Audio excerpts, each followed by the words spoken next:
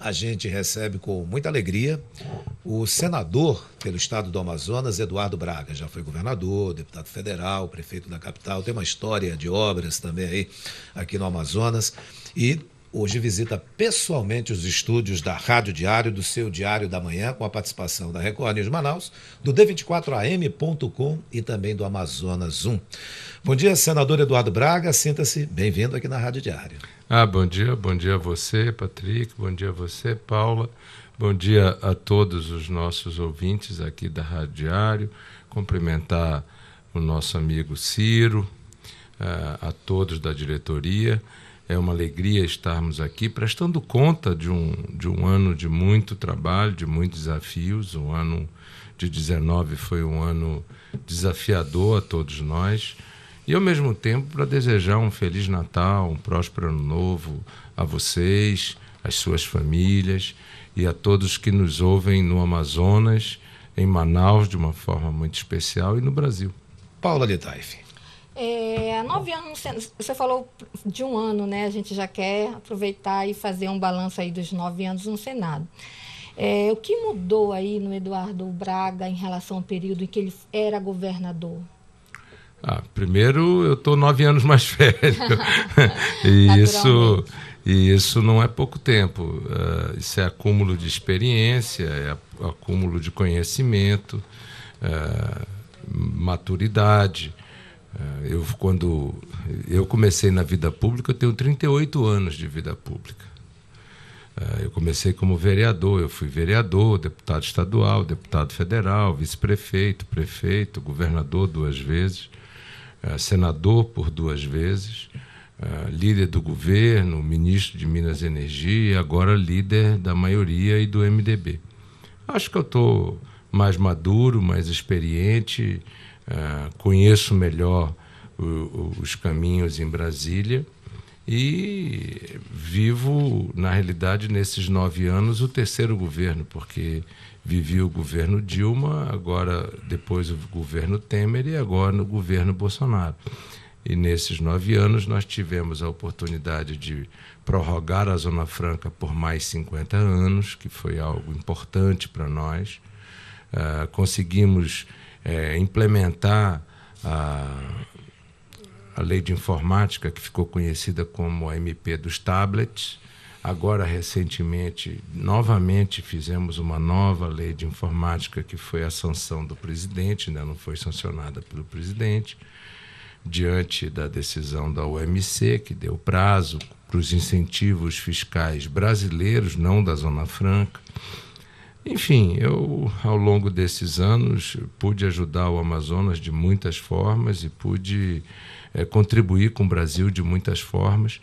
E, como eu disse, estou 9 anos mais maduro, mais experiente e chego aos meus 59 anos de idade. Quando eu entrei na vida pública, eu entrei com 21 anos. Eu estou agora com 59 anos, são 38 anos depois. Portanto, a vida me ensinou muitas coisas, o povo do Amazonas me deu grandes ensinamentos, tive muitas vitórias, tive algumas derrotas que me engrandeceram e, portanto, eu creio que eu sou um ser humano melhor depois de tantos anos.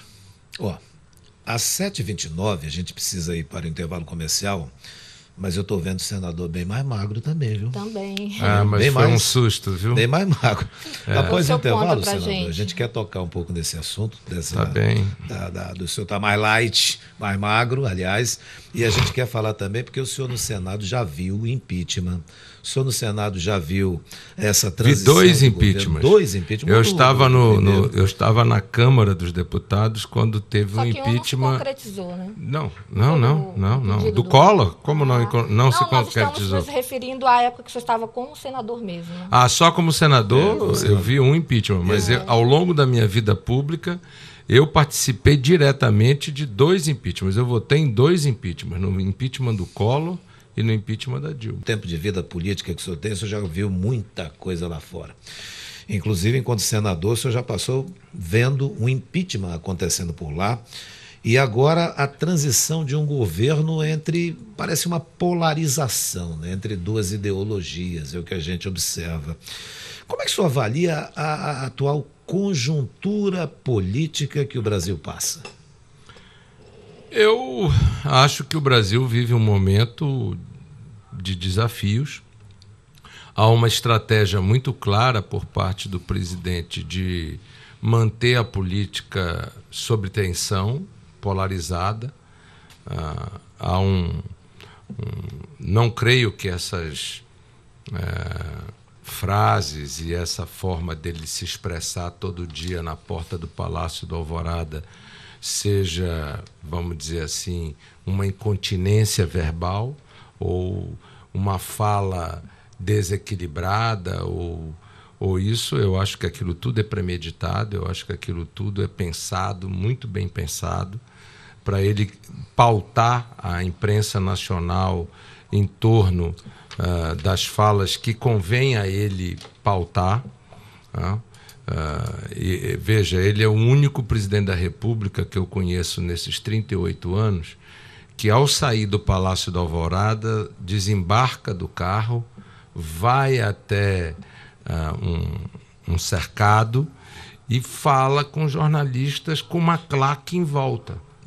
Isso, óbvio, não é uma coisa, vamos dizer assim, impensada, imprevista, etc. Não, aquilo é uma coisa pensada, programada, planejada todos os dias, de uma forma de comunicação do presidente com a nação. E os meios de comunicação divulgam isso, não é? Isso, na minha opinião, em determinado momento criou um mal-estar no país, porque a própria população começou a avaliar negativamente essas falas. Mas a agenda brasileira, graças a Deus, não foi contaminada por isso. O Senado e o Congresso conseguiu separar isso, votamos a reforma da Previdência, que não era um pacote de bondade, era uma medida que o Brasil precisava. Está aí o resultado, nós começamos a ter uma perspectiva de um ano de 2020 efetivamente com crescimento econômico em função dos ajustes fiscais que as reformas estão apontando, estão sinalizando, mas nós temos ainda muitos desafios pela frente. O Brasil precisa passar por essa fase toda e a intolerância precisa passar. Eu acho que nós precisamos voltar a ser um país do diálogo, da conversa, da construção, para que a gente possa encontrar políticas públicas, porque uma coisa que está me preocupando muito é achar que o crescimento econômico virá pela força da gravidade. Não virá. O crescimento econômico nos mercados maduros, São Paulo, sul do Brasil, Rio Grande do Sul, Paraná, Santa Catarina, Espírito Santo, ok, a iniciativa privada vai investir pesadamente, etc. Mas no norte, no nordeste principalmente, nos grotões onde nós temos as grandes desigualdades econômicas e sociais, é preciso ter políticas públicas de investimento. E isso o mercado por si só não responde.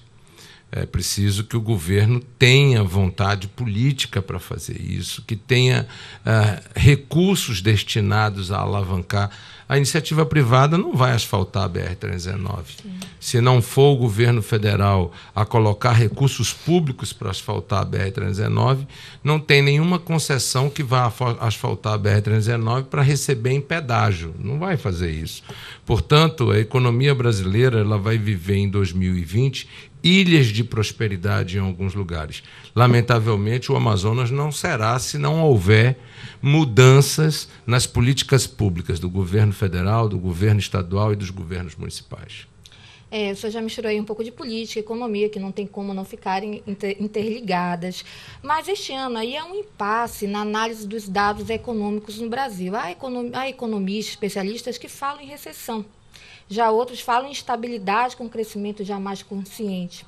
Eu queria que o senhor avaliasse do ponto de vista técnico, o senhor tem conhecimento disso, como o senhor vê o nosso cenário econômico de janeiro a dezembro? Dividido em 2 etapas. Até junho, nós tivemos efetivamente uma estagnação, porque a economia andou de lado. A partir do momento que nós tivemos a liberação dos R$500 do FGTS e nós tivemos algumas decisões do governo federal em baixar juros, em estabelecer políticas de financiamento de médio e longo prazo, a economia começou a andar. Nós vamos terminar, quando terminar o ano de 2019, eu acho com 1,2 a 1,5 de crescimento em 2019. E há um crescimento contratado para 2020, que poderá ser de 2, 2,5, 2,8. A grande diferença, Paula, é que esse crescimento se dará nos mercados maduros. Exemplo, o mercado imobiliário em São Paulo já teve um crescimento de 31%. E aqui em Manaus? Quantos lançamentos nós temos nesse momento de mercado imobiliário? Nenhum, né? Que a gente lembra, assim. Então significa dizer que o Brasil está vivendo momentos diferentes em lugares diferentes. Então ninguém pode dizer assim, o crescimento econômico bateu para todo lugar. Não, não é assim. Verdade. O mercado imobiliário de algumas cidades do Nordeste está aquecido, em outras não. No agronegócio, onde a exportação está exportando carne, o preço da carne explodiu no Brasil e, lamentavelmente, eu, inclusive, apresentei um projeto para desonerar o ICMS interestadual entre os estados produtores e os estados compradores, como é o caso do Amazonas, para o preço da carne ficar mais barato, para nós brasileiros. O governo brasileiro não tomou nenhuma medida de criar uma trava no volume de exportação para a carne não explodir tanto no Brasil. Isso empurrou a inflação. O que eu estou tentando explicar para quem não me ouve é que, tem um crescimento contratado a nível nacional para o ano que vem, mas isso não vai acontecer em todo o Brasil, né? De forma igual. Aonde precisa de política pública, porque nós não temos mercados maduros, como é o caso do Amazonas, vai crescer mais ou vai crescer menos se o governo do estado do Amazonas se ajustar corretamente para esse crescimento, se a prefeitura de Manaus se ajustar corretamente para esse crescimento, esse é o governo federal entender que regiões que ainda não estão maduras do ponto de vista macroeconômico precisam ser estimuladas, seja com fundo de investimento, seja com incentivos fiscais, seja como for, para que nós possamos romper a questão do desemprego, que é, na minha opinião, o maior desafio que o Brasil vive nesse momento. Senador, o senhor vê alguns economistas, até ouvidos por nós aqui no Grupo Diário de Comunicação, alguns não gostam da palavra alternativa para o modelo Zona Franca existente. Outros já chamam uma outra palavra, como uma espécie de complemento às ações existentes. O fato é que, em termos de governo federal, aqui e acolá, a Zona Franca de Manaus leva umas bordoadas. E, graças à bancada federal por lá atenta, a gente observa que isso, às vezes, com muita força, apesar de pouca a participação em nível da Câmara Federal, Senado não, que é tudo igual, mas a gente nota que vocês ainda conseguem botar um escudo ali no termo Zona Franca, na nossa Zona Franca. O senhor vê aí algum tipo de aperfeiçoamento, de algum tipo de um outro modelo capaz de ficar ali paralelo com as indústrias que hoje aqui estão por conta desses ataques que aqui e acolá sofremos? Eu acho que nós precisamos de um modelo de desenvolvimento sustentável que possa ser inclusivo com relação ao interior do Amazonas. O interior do Amazonas hoje vive um momento de falta de oportunidade. Não tem emprego e renda no interior do Amazonas. Acho que nós temos alguns fundamentos essenciais. Vamos lá. Manejo florestal e indústria madeireira. Nós precisamos ter uma indústria madeireira no Amazonas que seja sustentável. Para isso, nós precisamos implementar florestas públicas estaduais com uma política de incentivo ao uso da madeira para gerar emprego e renda. E eu vou dar um exemplo. Home Depot nos Estados Unidos. Quanto a Home Depot vende por ano de aduela, porta, janela e móveis de madeira? 10 bi de dólar? Ok.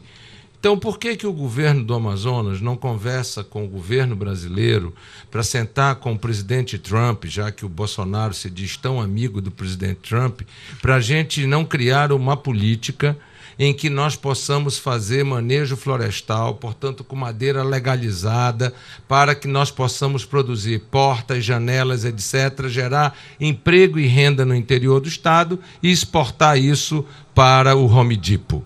Isso geraria milhares de emprego e ativaria a economia de milhares de dezenas de municípios. Segunda coisa, gás e óleo natural. Petróleo e gás é uma tendência natural no interior do Amazonas. Nós não prospectamos novos poços no interior do Amazonas há 10 anos. Tem outras riquezas também no subsolo ainda. Muito. Sim, mas o que eu quero dizer é que nós temos uma base da UNB-Sol, lá em Urucu. A curva produtora de petróleo e de gás é declinante porque nós não perfuramos novos poços. Não tem uma perfuradora de poços em Urucu há 10 anos. Quando eu estava no governo, eram 8 que estavam lá.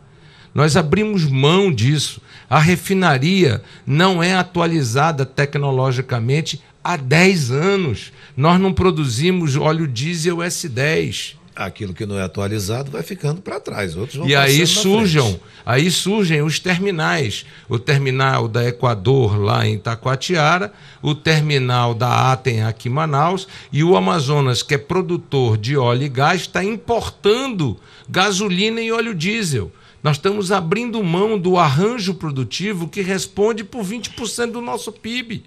Portanto, óleo e gás é outra estratégia. Outra questão importante, silvinita. Ora, o Brasil importa entre silvinita, ureia e fósforo 12 a 14 bilhões de dólares por ano. Nós poderíamos estar incluídos dentro do agronegócio sem derrubar uma árvore, se estivéssemos produzindo potássio. Portanto, tem muita coisa que nós podíamos estar fazendo, gerando emprego e renda, para se somar à Zona Franca de Manaus. Você imagina se a gente pega o incentivo fiscal da Zona Franca e traz madeira para Manaus, do interior, para fazer piso, móveis, armários. Aqui mesmo em Iranduba, nós podemos fazer cerâmica fina. Nós temos o gás, está lá, passa a ter um Citygate. Nós temos a argila, o barro apropriado para fazer a indústria de cerâmica, que é prato, xícara, pires, louça de banheiro, etc., azulejo, porcelanato, etc. E continuamos fabricando telha e tijolo, que agrega pouquíssimo valor e que gera muito pouco emprego. Portanto, podemos sim, na minha opinião, complementar a Zona Franca, gerando emprego, renda e novas fronteiras econômicas no nosso estado, se usarmos as potencialidades de recursos naturais, renováveis e não renováveis que o Amazonas possui. Essa visão é bem interessante, porque quando a gente ouve o senador Eduardo falar, a gente tem aqui Iranduba, né? Parece que o pessoal fica aplaudindo porque a gente está produzindo há décadas tijolo e telha, quando poderia estar produzindo algo muito além disso, porque as condições existem por aí. Paula de Taif. É uma cultura também aí de desenvolvimento, né? E tem que criar-se aí uma ideia, tanto na faculdade, a partir da faculdade, né, senador, que a gente não tem esse senso muito de empreender. Eu não vejo a Amazônia, é difícil aqui.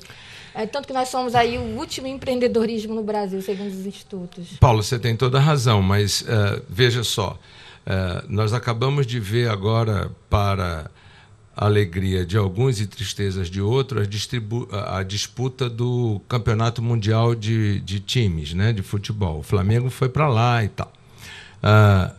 Veja como faz a diferença um técnico ou um líder. Basicamente, o mesmo time do Flamengo, com outros técnicos, não chegaram tão longe, né? Esse mesmo time, praticamente, do Flamengo, à exceção do lateral esquerdo e do lateral direito, com o Abel Alves, não estava andando na velocidade que andou com o português lá, o Jorge de Jesus. Então, o que eu quero dizer é que tem que ter um líder. Sim. E o líder, no caso da economia, é o Estado. O Estado tem que ser o promotor, o indutor da política pública que puxa a locomotiva do investimento, do empreendedorismo. Porque o que você disse, poxa, mas a cultura do empreendedorismo, isso, vamos dizer, reafirma aquilo que eu tinha dito. Os mercados que não estão maduros não funcionam no automático. Ou seja, ali tem Silvinita, então o capital privado vai lá e resolve. Não, em que pese o capital privado tenha se organizado, quando ele chegou lá, falta energia, falta gás natural, falta porto, falta estrada, falta licença ambiental, falta audiência pública com os povos indígenas e tal. E aí, 15 anos depois, nós não conseguimos tirar um grama, melhor dito, de potássio. Isso eu falo Estado, aí mais uma questão política, mas é o prefeito no município, é o governador no Quando Estado? eu falo Estado, Estado o presidente da República. No sentido lato sensu da palavra. Sim, né? É Estado enquanto Estado público, não é apenas o governo do Estado. É que às vezes a gente confunde governo do Estado com Estado. Estado é o ente público.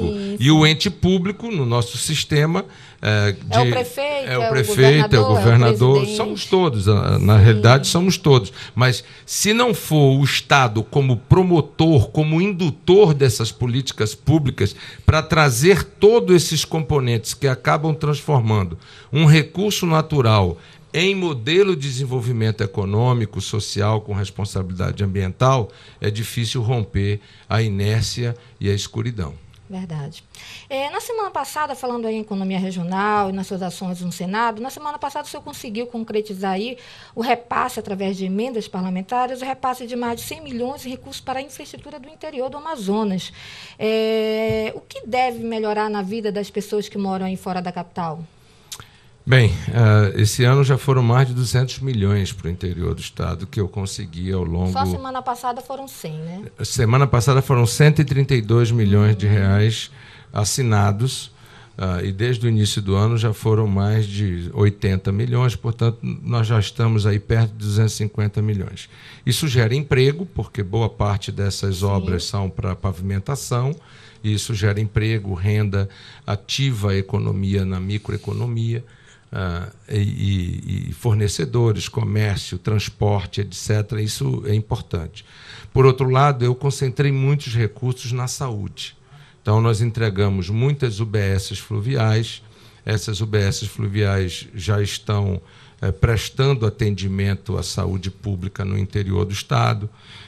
Colocamos muitos recursos para a compra de equipamentos, equipamentos hospitalares, para compra de remédios, para compra de químico cirúrgico, para financiamento do custeio. Só a saúde no interior do estado do Amazonas esse ano já foram mais de 80 milhões de reais para a saúde no interior do estado. Na área de saneamento, nós assinamos agora 24 milhões de reais de recursos para água e melhoria sanitária no interior do estado. Eu tenho me esforçado muito, não só no interior, na capital também. Esse recurso que está sendo feito, a recuperação do polo industrial de Manaus, que está recuperando todas as ruas do polo industrial, etc., foi um recurso que, quando eu era relator geral do orçamento, eu consegui colocar na SUFRAMA. A Rebeca Garcia era a superintendente da SUFRAMA, e o Arthur tinha acabado de se reeleger e nós assinamos o convênio dos 150 milhões, que hoje está podendo tirar aquela vergonha que era a situação das ruas no Distrito Industrial. E havia um grande impasse entre quem ia fazer a obra, prefeitura, governo federal. E aí nós resolvemos isso e está aí, a obra está saindo. A mesma coisa a Avenida das Torres, que eu comecei como governador, depois consegui ajudar a liberar os recursos da segunda e da terceira etapa, está aí a obra, etc. Anel viário, a mesma coisa. Eu consegui, como senador da República, na época ali de governo, no governo Dilma, conseguimos disponibilizar os recursos do anel viário, que lamentavelmente ainda está em obra até hoje. Mas só em Manaus, nesses anos que eu estou no governo, aliás, que eu estou no Senado da República, nós conseguimos liberar perto de R$1 bilhão para a cidade de Manaus em investimentos através do governo do Estado. Senador, o senhor falando sobre essa parte de infraestrutura, inclusive na capital, a gente lembra da BR-319. Sem dúvida. Eu tenho acompanhado vídeos, inclusive do senhor, seja batendo a porta do ministro da Infraestrutura, arrancando esse compromisso, vou usar essa palavra, porque eu noto isso, estou tentando arrancar mesmo que esses homens aí em nível federal se comprometam mesmo com tudo isso, mas o trecho do meio continua naquela situação. E eu vejo também o senhor participando de um grupo que é formado, é organizado por pessoas que também querem essa estrada no direito de ir e vir. Aliás, são usuários da estrada. São usuários, são pagadores de impostos, enfim. E eu vejo o senhor participando ativamente desse grupo também. Aí entra o questionamento do senador Eduardo Braga. Vai sair a 319 agora para valer? Eu acredito, eu sou otimista. Se eu não acreditasse, eu já tinha desistido. Mas não são 20 dias, nem 20 semanas, nem 20 meses nessa luta, são 20 anos. Mas eu também acreditava no gás de Urucu e hoje o gasoduto é uma realidade. Eu acreditava no Leão de Tucuruí e hoje o Leão de Tucuruí é uma realidade. Eu acredito na BR-319. Cometemos erros na estratégia dos últimos 20 anos, porque não é simples explicar por que 20 anos se passam para que você possa licenciar o asfaltamento de uma estrada que já foi asfaltada, né? Então, tem que dizer com todas as letras, houve erros. Eu não quero aqui olhar no retrovisor, nem fulanizar os erros, mas houve erros políticos, erros partidários, erros, enfim. E que acabaram dilatando um prazo que já era naturalmente largo e comprido em relação à BR-319. Mas agora, qual é o estado da arte agora? Primeiro é dizer que a BR-319, nesse momento, com essas chuvas que estão caindo, é um horror. As pessoas sofrem. Eu quero, inclusive, dizer, porque eu tenho visto algumas pessoas, talvez até de forma desavisada, querer enfrentar a BR-319 com carrinho de passeio. Não façam isso, sob pena de você... primeiro, não chegar onde você quer chegar. Segundo, você pode machucar severamente o seu patrimônio, que é o carro, e até mesmo a você e a seus familiares, a seus companheiros que estejam com você. Se você for enfrentar a BR-319, vá em carro traçado, vá em carro preparado para enfrentar uma estrada que não tem condições ainda de um tráfego seguro, principalmente na terra do meio. Agora, feita essa observação, vamos prestar conta do que andou em 2019. Em 2019, os primeiros 100 quilômetros no sentido Manaus-Porto Velho, que estavam com várias aerosões, que estavam com situações, inclusive, de pistas quase que seccionadas em função dessas aerosões, muitos trechos, inclusive, só com uma pista funcionando. O governo federal finalmente fez um investimento de novas galerias, isso e aquilo, e a obra está acontecendo e acontecendo com bom ritmo e com boa qualidade. Não agora durante o período das chuvas, porque não dá para trabalhar em esse tipo de obra debaixo de chuva. Mas a obra está acontecendo. Segundo, o governo já está licitando 54 quilômetros entre o rio Tupana e o rio Igapoaçu, acima do município do Castanho. São mais 54 quilômetros que deverão ser asfaltados a partir do ano que vem. Então, nós teremos mais 54 quilômetros de asfalto já contratados, portanto, aqueles 400 quilômetros reduzirão para 350 quilômetros. No segundo semestre do ano que vem, deverá ser finalmente licenciado a Terra do Meio, né? A licença ambiental e a licença dos povos indígenas. E nós acreditamos que, isto acontecendo, nós teremos no final do ano que vem a licitação para início das obras a partir do verão de 2021. No entanto, no ano de 2020, nós colocamos recursos para que estes atoleiros, que ainda há pouco eu me referi, que são pontos muito específicos, por exemplo, ao se aproximar de Realidade, que é uma comunidade que vai chegando perto de Humaitá, você tem ali uns 15 quilômetros de muito atoleiro, é muito ruim. Nós precisamos, portanto, melhorar, fazer enrocamento, colocar uma série de material para melhorar esses pontos de atoleiro. E só para encerrar, nós estamos colocando recurso para fazer o projeto executivo também da Terra do Meio e para fazer o estudo de viabilidade econômica que vai possibilitar o início do procedimento em relação ao Humaitá-Lábrea, que nós estamos tentando, nos próximos anos, terminada a BR-319, asfaltar o Humaitá-Lábrea, o Humaitá-Apuí, e isso abrirá uma outra fronteira, aquela história do planejamento. Passará a ser uma outra fronteira de emprego e renda e de atividade econômica no sul do Amazonas. Senador, em agosto o senhor escreveu um artigo intitulado Fundo Amazônia, no qual o senhor destacou aí o trabalho das ONGs na defesa das florestas.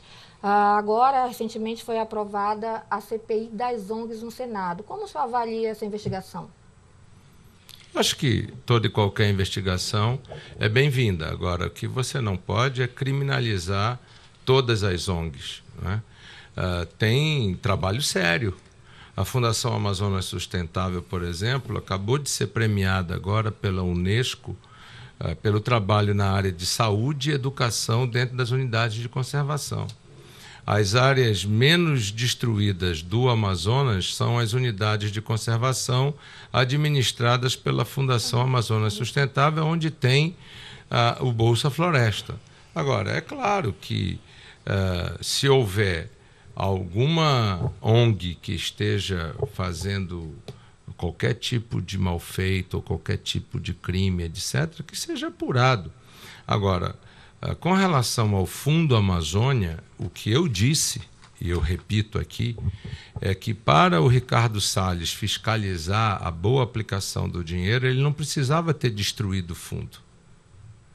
Porque o fundo era a única esperança que nós estávamos tendo de ter recursos para investir no interior da Amazônia. Nós já tínhamos investido 500 milhões de dólares e estávamos na iminência de investir outros 500 milhões de dólares. O que aconteceu? O governo federal assumiu, o BNDES, que é um banco público, não tem uma ação na Bolsa, não tem um agente privado dentro do BNDES, portanto, quem controla o BNDES é o governo, quem nomeia a diretoria é o governo. Ele era que administrava o Fundo da Amazônia, o Fundo Amazônia, né, com doação da Noruega, da Petrobras e da Alemanha. O Ricardo Salles, e eu estou nominando, porque eu fiz inclusive audiência pública com ele, simplesmente disse, porque tem possibilidade de desvio, eu quero reformular o fundo. Só que ele esqueceu que 62% do fundo é aplicado no setor público, inclusive na União. Há muita desinformação do governo federal em relação a isso, né? Eu acho que há muito despreparo de alguns, né? Não é só desinformação, é despreparo. Eu posso fazer tudo que a democracia me compete do ponto de vista do Bolsonaro ter ganho a eleição, mas sem quebrar os pratos e sem quebrar aquilo que funciona. Veja, nós fomos para essa COP25 em Madrid, e o Amazonas sai da COP25 de Madrid do mesmo jeito que entrou, ou seja, nós continuamos sem receber pelo sequestro de carbono, pela floresta em pé, pelos serviços ambientais que nós prestamos para o Brasil, porque se o Grupo MAGE exporta soja e ganha dinheiro com soja, é porque aqui na Amazônia tem floresta em pé e o ritmo hidrológico de chuvas lá no centro-oeste funciona legal. São os nossos rios voadores, né? Os rios voadores. Se a Bunge está vendendo soja e quebrando recorde, etc., é da mesma forma por causa disso. Se nós estamos exportando algodão, milho, é por causa disso.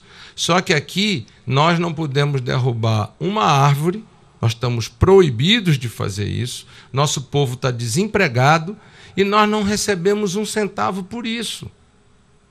E a Zona Franca tem sido a única forma de nós compensarmos o Amazonas. Então, quando eu me coloco a respeito desse tema, eu me coloco fruto de uma reflexão de 38 anos de vida pública. Defendo toda e qualquer investigação, acho que todo e qualquer crime precisa ser investigado, precisa ser transparentemente debatido, etc. Agora, tem muito oportunismo nessas coisas, tanto do lado das ONGs quanto do lado dos políticos que querem fazer, como diria o Chico Anísio, o jogo pra galera, né? Eu acho que o tempo mostrará quem tem razão. São 8h11, ainda temos um questionamento, Paula. Temos o nosso último, não temos como deixar de falar sobre isso, senador. O senhor é conhecido aí pelos jornalistas, pelos políticos, como uma pessoa de personalidade muito forte, né? Esse mês o senhor completou 59 anos, inclusive aí eu fui informado que o senhor perdeu 20 quilos.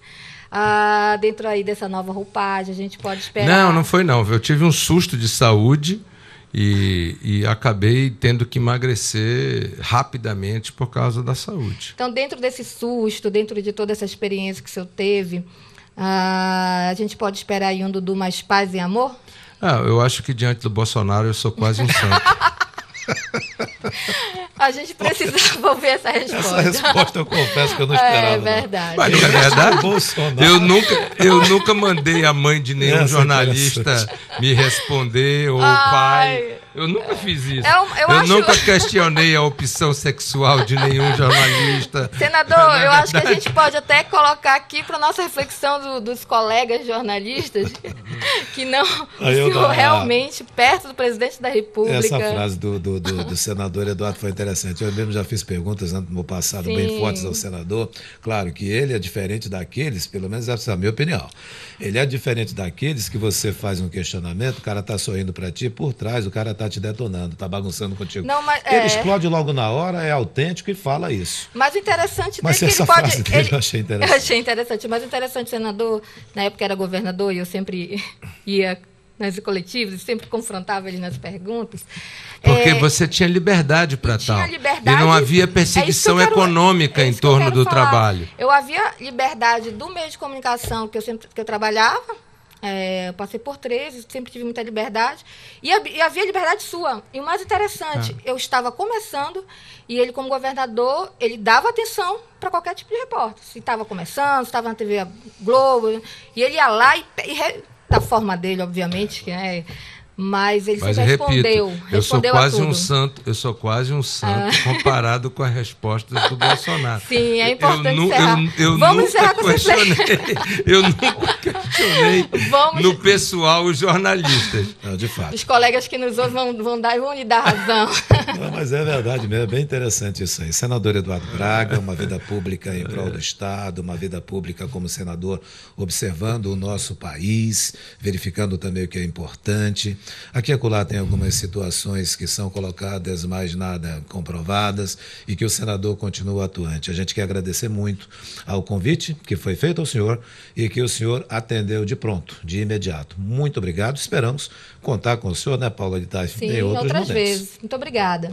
Eu que agradeço e quero aproveitar a oportunidade para dizer da minha alegria de poder ter concluído o ano de 2019 com muito trabalho, com muito resultado para o nosso povo, buscando honrar, obviamente, a todos aqueles que confiaram e que me reconduziram ao Senado da República. E chego às vésperas do Natal desejando um Feliz Natal, um próspero Ano Novo a todos que nos ouvem, pedindo a Deus que Jesus esteja no coração de todas as famílias amazonenses e que 2020 seja um ano abençoado, que o Amazonas possa sim ter grande crescimento econômico, que o Amazonas possa sim gerar muito emprego, muita renda, que a nossa cidade, a nossa querida cidade de Manaus possa ter momentos de alegria, de entusiasmo e que nós possamos estar com as nossas famílias em paz e em segurança. Portanto, a você, Paula, a você, nosso Patrick, a você, meu querido Paulo, Henrique, tá certo? E a toda a equipe aqui da Rádio Diário, um Feliz Natal e um próspero Ano Novo. Mas, ô, senador, tá faltando dizer quantos quilos o senhor emagreceu. Foram Eu? 20 mesmo? Ah, não. Estão falando 20 por aí. Eu não, perdi 21 quilos. 21 quilos. Espero não achá-los. Eu acho que eu encontrei esses 21 quilos do senador. Obrigado, Eu perdi 21 quilos e espero não encontrá-los. Valeu mais uma vez.